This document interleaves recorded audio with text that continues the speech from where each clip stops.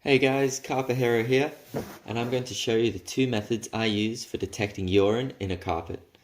Now, the easy way to find urine in a carpet is with a UV torch.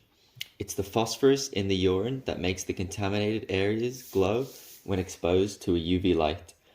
The best way is to get the room as dark as possible and shine your light from wall to wall. But let's say you don't have a UV torch, or you can't get the room dark enough, and your torch is weak or low on batteries. There is another way to find urine within a carpet, and that is with hydrogen peroxide.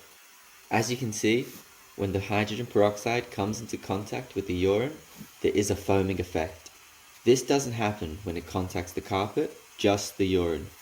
This is because of the reaction the hydrogen peroxide is having with the urine. It creates enzymes, which is the foaming effect you see. Then of course, we need to extract it from the carpet with the water claw.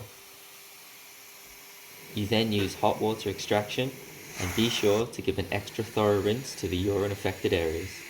And this is the kind of water you'll be left with. Subscribe for more carpet cleaning tips, tricks and inspiration.